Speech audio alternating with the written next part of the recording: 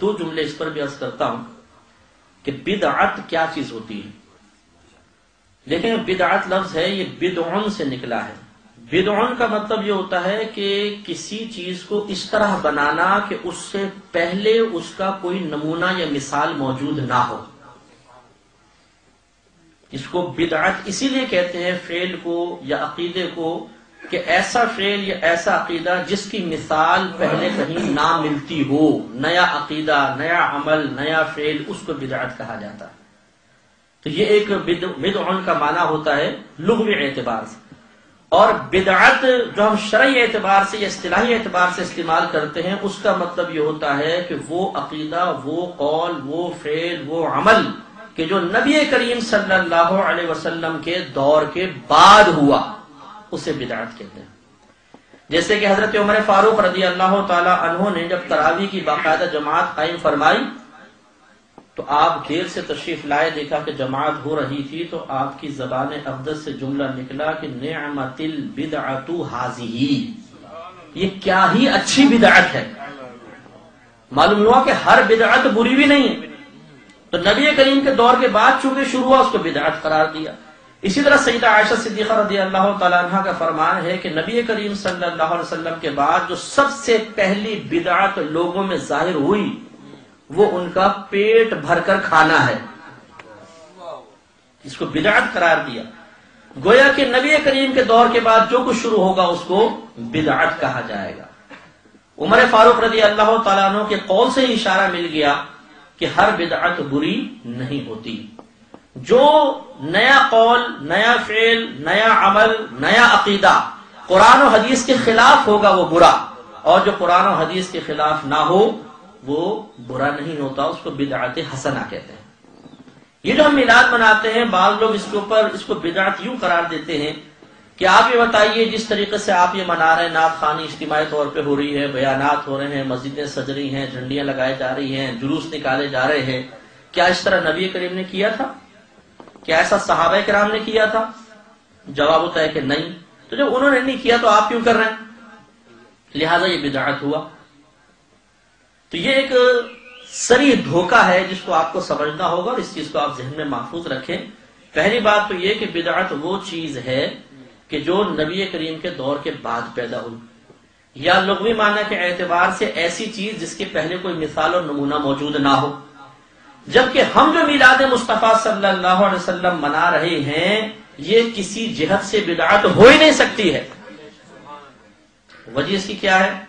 وجہ یہ ہے کہ دیکھیے جتنی ہم میلاد کے اندر چیزیں کرتے ہیں، ہم ایک مجموعے کو میلاد کہتے ہیں. مثلا نعت خوانی کرنا، نظم میں یا نثر میں نبی کریم صلی اللہ علیہ وسلم کے فضائل، آپ کے کمالات کا بیان کرنا، آپ کے مناقب بیان کرنا، پیدائش کے واقعات بیان کرنا، جلوس نکالنا اور جھنڈیاں وغیرہ لگانا، لنگر وغیرہ تقسیم کرنا، ان تمام کے مجموعے کو میلاد کہتے ہیں. یہ ہم میلاد منا رہے ہیں.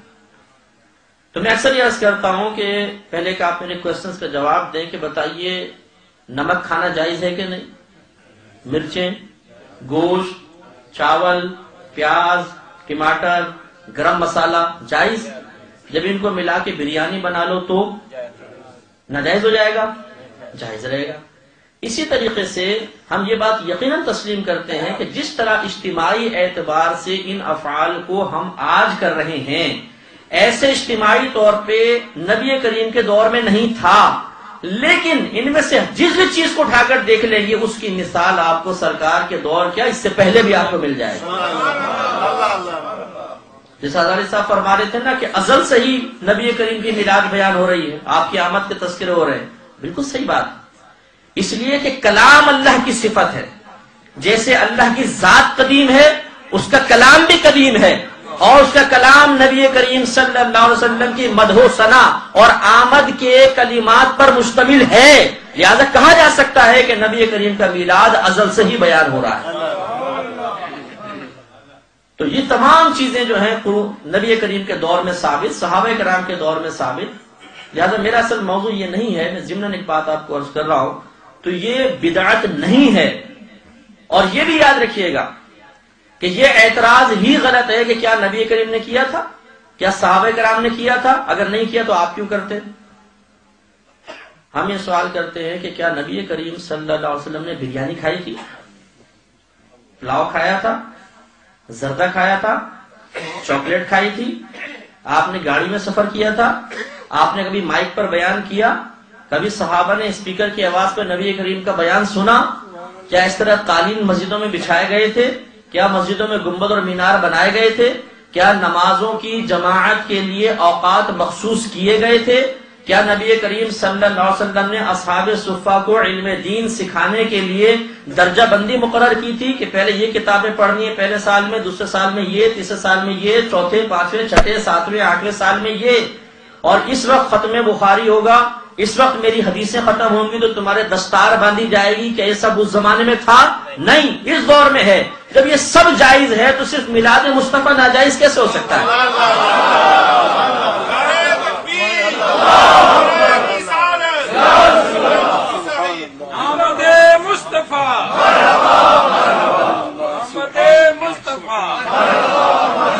اور کسی نے بڑی پیاری بات کہی کہ اگر آپ یہ کہتے ہیں کہ کیا اس دور میں سب کچھ تھا، نہیں، اگر نہیں تھا تو پھر اب کیسے جائز؟ تو پوچھا جائے کہ کیا تم اس دور میں تھے؟ نہیں، تو تمہارا وجود کیسے جائز ہو گیا؟ تم بھی تو اس دور میں پیدا ہوئے ہو نا، تو پھر بعد میں کیوں پیدا ہوئے؟ نبی کریم کے دور میں کیوں نہیں پیدا ہوئے؟ جی بعد میں پیدا ہوئے، کوئی بات نہیں، اللہ نے بعد میں پیدا کیا، ٹھیک ہے۔ تو اللہ تعالیٰ نے اگر بعد کے لوگوں کو اپنے حبیب کا میلاد منانے کا نیا طریقہ الہام فرما دیا جو پرانے سے تعلق رکھنے والا ہے، تو اس میں کون سے اعتراض کی بات؟ کون سی ایسی چیز ہے جس میں تبدیلی نہیں ہوئی؟ شادی کے معاملات دیکھ لیں، بزنس کے معاملات دیکھ لیں، ایک دوسرے سے میل جول کے معاملات دیکھ لیں، مبارکباد کے معاملات دیکھ لیں، تعلیم کے معاملات دیکھ لیں، سب تبدیل ہو گئے ہیں۔ جب سب تبدیلی کے باوجود آپ یہ کہتے ہیں کہ جب تک دائرہ شریعت میں ہے جائز ہیں، تو جب تک میلاد مصطفیٰ کسی بھی انداز سے منایا جائے، جب تک دائرہ شریعت میں رہے گا، اس کے جواز پر کوئی کلام نہیں ہو سکتا، بالکل جائز اور حق ہے۔